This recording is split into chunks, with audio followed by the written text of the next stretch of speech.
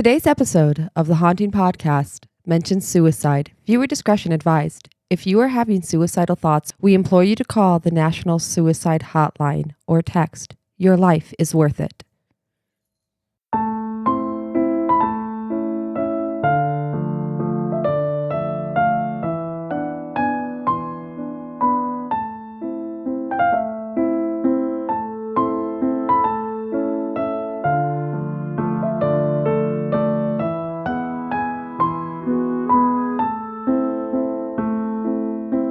Hello, and welcome back to the Haunting Podcast.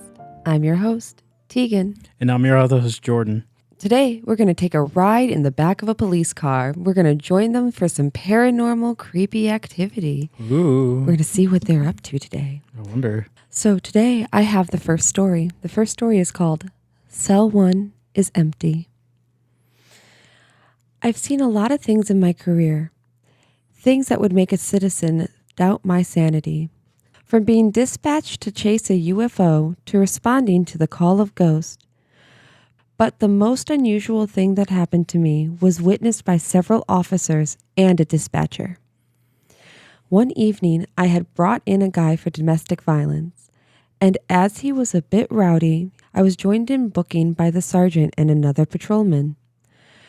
I'm in the process of booking Mr. Tough Guy when I glance into Cell 1. There was a guy in there, short hair, glasses, a white t-shirt, just staring at us. I ignored him because I didn't want him to start banging on the windows, demanding a phone call or something. So I finished the booking process and escort Mr. Tough Guy to his cell, walking past Cell 1. The guy in the cell just stood there, never saying a word or moving. We all then leave booking and go about our business. Sometime later, Sergeant asked me to check the paperwork for the prisoners to see if any were ready to transport to county jail. I grab the paperwork and go into booking to do a head count. Cell 1 is empty. I panic and tell the sergeant, who also panics. He and I begin to make phone calls to detectives to see if they had moved the guy or had released him. They all say they didn't go into booking at all.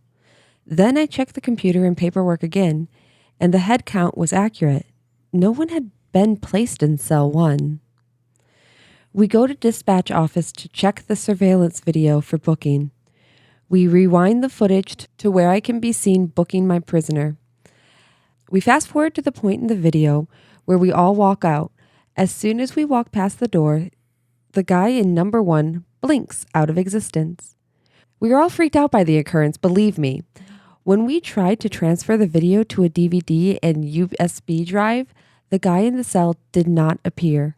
We still hear and see stuff every now and then, and prisoners in the detox tank can be seen talking to someone in the direction of cell number 1, even though it appears empty. To this day, I'm weary of going into booking alone. That's just weird. That is weird. You know, I found in this, while I was looking like this up, I found that there's a lot of haunted, like jails, haunted police stations. Oh, yeah. I've definitely heard that, too. Just creepy jails. Just, yeah, really creepy jails. That might be a future episode. Could be. We did do that one jail, the podcast with the episode with your brother. Yeah, we did. And, maybe that was just a little bit of foreshadowing. Do-do-do-do-do-do-do-do. Ookie spooky. All right. My story is called Welfare Check. Answered a welfare check call one night late between 02:30 and 0300 on an elderly woman who lived next door to a caller and had not been seen for some time. The night we were having a bad thunderstorm without the rain. I get to the complainant's house to speak to her first, wondering why she called at this time. She tells me the lady next door is in her 90s, lives alone, and she has not been seen in weeks. She explained that she has called, went over and knocked on the door, but the lady will not answer. I start thinking she is probably deceased and has been for some time. The car has a 3-inch layer of dust on it, the mail is piling up, and no lights are on. First I walk to the side door and knock on the door with my flashlight, knocking loud enough an elderly person with some hearing should hear it. After a few minutes of no response, I turn around and walk to the backyard looking out the window and find everything okay. The complainant is with me, and she is saying she don't know any of the relatives of the lady. I'm sure by now that she is probably deceased.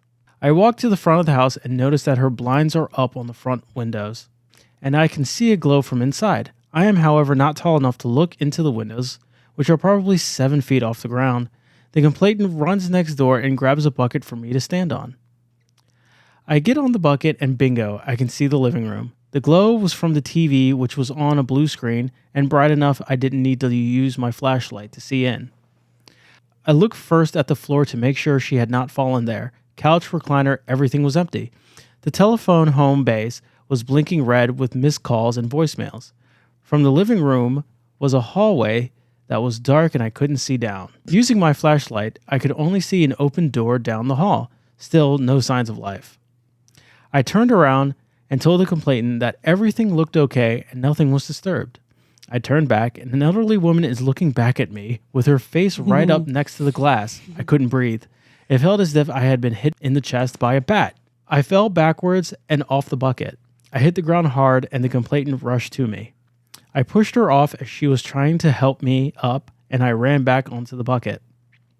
My heart was pounding, but I had to see. Instinct had my hand on the gun, the other was up on the window. I looked back inside and saw a frail elderly woman sitting in the hallway wearing a long nightgown with her back to me. She turned her head to the side and looked at me out of the corner of her eye and slowly walked out of view down the dark hallway. That unnerved me. Yeah, I think that would unnerve me as well. It's very unnerving. I mean, it's the fact, though, that, it's just all of it. Yeah. There's not really a fact there. It's just all of it. Yeah, it's creepy. I got down and looked at the complainant, who was standing there with a puzzled look on her face. All I could say was I saw her. By now, the wind had picked up, and it began to rain. I began to walk back to my car by the road and turned back to the complainant and said, "Don't come back here." I got into my car and drove to the PD. I never found out about the lady who lived there. The complainant didn't call back, and the house now has different tenants inside. Some things are better left alone, and that came from Chuck Fail. I feel like we need an unsolved mystery for that one. I want to know what happened. Yeah, I kind of want to have the ending on that one. Yeah, I feel like we missed a big step there. Yeah, so what happened to the lady? Yeah, was she actually alive? Was that her ghost? I mean, does she have some sort of like dementia or something? That's just creepy. All of that. I'm good. Our next story is Good Conversation. I was working at our jail, and while doing my watch tour, I was heading into medical and heard two people having a conversation and thought it was two inmates in a cell talking. I went to the first cell and no names on the door, so I didn't look in. I went to the next door and it also had no names on it. I opened the hatch to look in and there was a guy in there, just one. I didn't say anything at first to him, and as I'm closing this hatch, he asked me if I could move his neighbor over because he was alone and would like some company. I then went over to the previous door and checked in the window just in case someone didn't put the name on the door. I looked in and nobody was in the cell. I went back to the guy in the other cell and asked him if he had heard people talking. He stated yes, they had been talking a lot. I informed him that there was nobody next door and got out of there. That's so rude. I mean, I feel it. I think I would at least lie to the guy and be like, "Oh, I can't transfer him for this reason or that reason. Good night." I mean, I can still feel it. So creepy. It is too creepy. Could you imagine if you were just in a jail cell one night having a conversation and just turns out there's no one there? Yeah, I mean, like, I don't want to imagine it. That's like, when we go to the store and you start talking to me and I've already wandered off. Oh, you do that to me all the time. It's so aggravating. I am easily I'll be like entertained. talking to some stranger. They're like, "What are you talking about, ma'am?" And I'm like, I wasn't talking to you. At least I didn't think I was. All right. So my next story is called The Boy on the Bench by Buddy Smith. Worked security in a med center after retirement. Opened the place one morning at 0500. As I passed an alcove, for an instant, I saw a boy about 9 years old. Barn hair, striped shirt sitting on a bench then he was gone. Anyway, out of embarrassment, I never told a soul about it. I had 8 retired detectives working for me, and one day I was having a conversation with one of them. Very sheepishly, he asked me if I ever saw anything strange in the place when I opened in the morning. When I asked him why, he said he saw a young boy wearing a striped shirt sitting on a bench, then he was gone. The same location where I saw the kid. Other things that seemed to happen were coffee pots being knocked over and footsteps late in the night when closing. Later found out that the med center was located adjacent to the most haunted cemetery on Staten Island. Shorty but goody. That is a shorty but a goodie. It's very... These are all really kind of creepy today. Oh yeah, they are pretty creepy. How are you going to sleep tonight, honey? You know what? Uncomfortably. Fair, me too. So there is a trigger warning for this next story. It does mention suicide. So for those of you who do not want to listen, turn away now. This next story is called Entry Tools. I responded to a suicide as the co-lead detective. A male had hung himself in the tree in the backyard.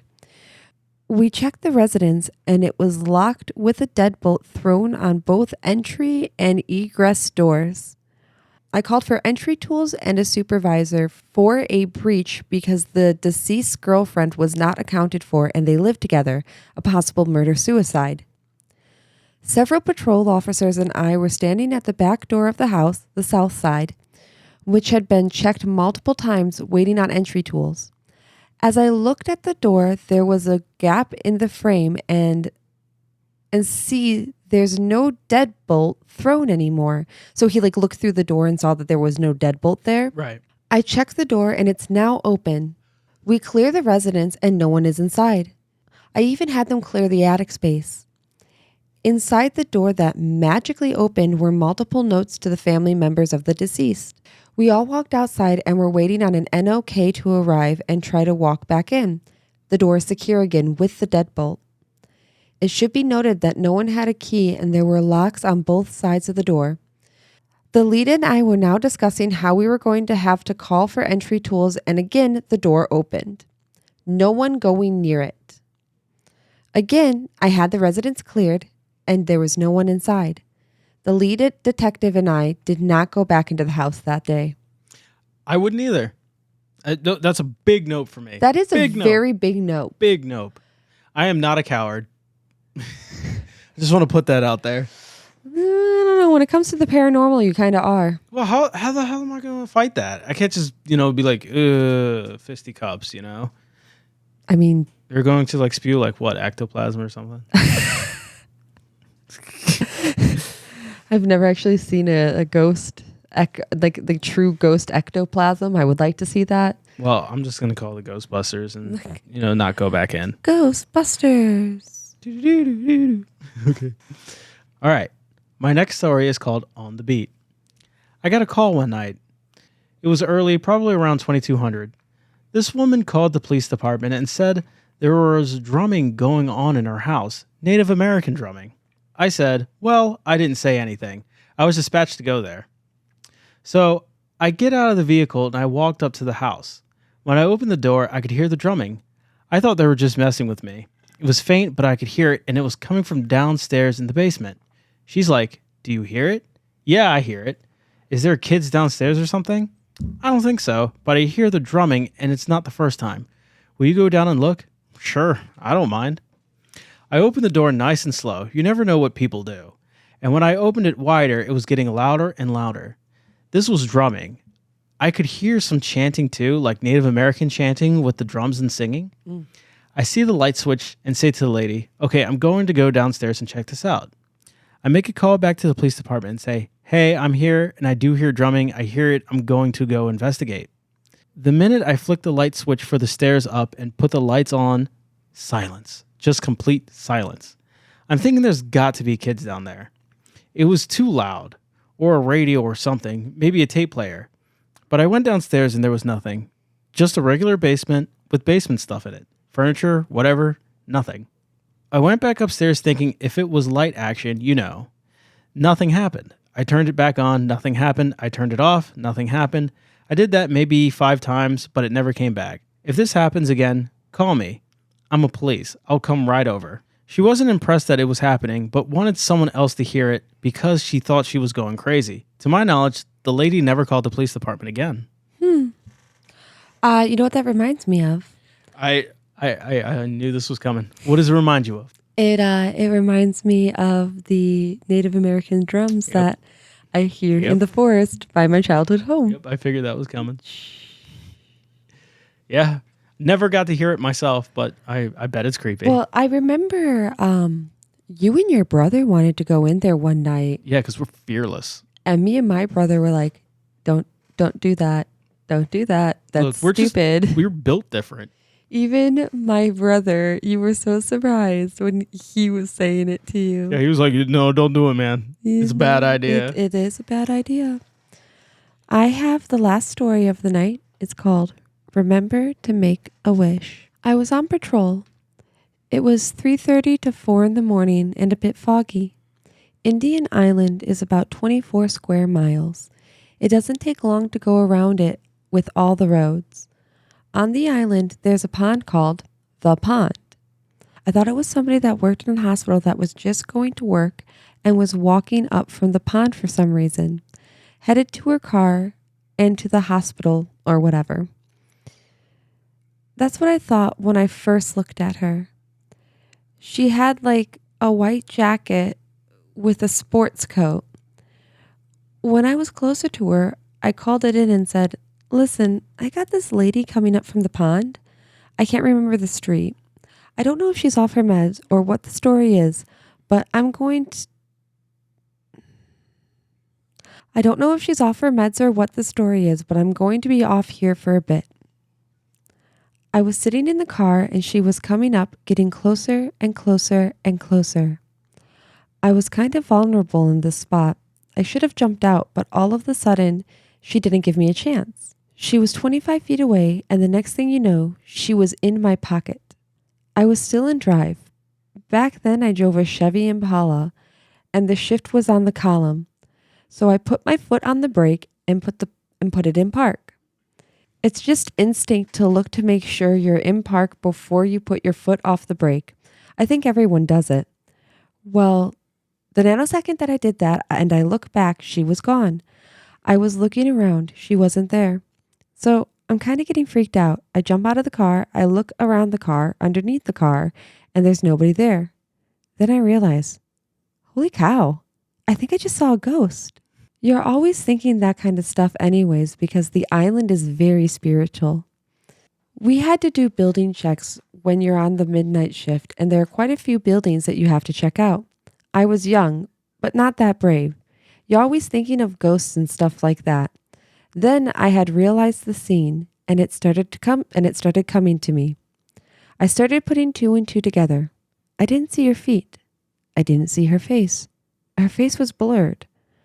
I know she had white hair. I know she was wearing that jacket. That's another thing too. Her garments. Her labels and bottoms of her jacket flapped kind of a bit. Kind of like it was in the wind. Like it was breezy, just going back and forth. But there was no breeze at all. It was foggy, and there was a street light illuminating everything. But there was no wind. My brain is thinking, okay, I just saw this woman coming up from the pond. Her jacket was moving. I didn't see her feet, and I can't see her face. She went from being 25 to 30 feet away with plenty of time for me to get out of the cruiser, but within a snap of a finger, she was looking at me. Again, I couldn't make out any facial features. I was a little bit freaked. I told dispatch, okay, I'm on my way in. I said, I have to ask you some questions. Then I sat with dispatch and I mentioned what I had seen. The dispatcher laughed at me. Well, you saw the white lady. Who's that? Oh, that's just one of the spirits that comes up from the pond. I'm like, are you serious? Nonchalant. Nonchalant. It's just, it's just another thing. Very casual speak. Mm-hmm. Oh, yeah. Did you make a wish? I didn't make no wish. What are you talking about?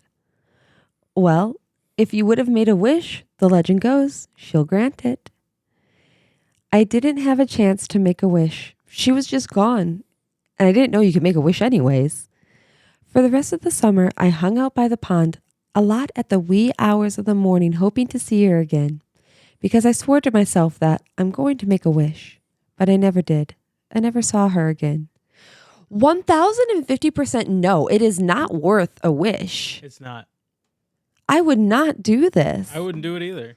I do not suggest to any of our viewers to go looking for the lady in white. Yes, please don't. It's always ominous. It's always a lady in white. It is Never always go a near lady it. in white. Don't interact with it or If you engage. see a lady in white walking down the street, avoid her. Just stop it. Just stop. Okay, guys, so that's all the time we have for tonight. Thank you for tuning in today. Have a good night. Have a spooky night, guys. This has been the Haunting Podcast. Do you have an idea for an episode or just want to leave a comment and say hi? Visit our website at thehauntingpodcast.com for this, show notes, and other extras. Thank you for listening and have a good night.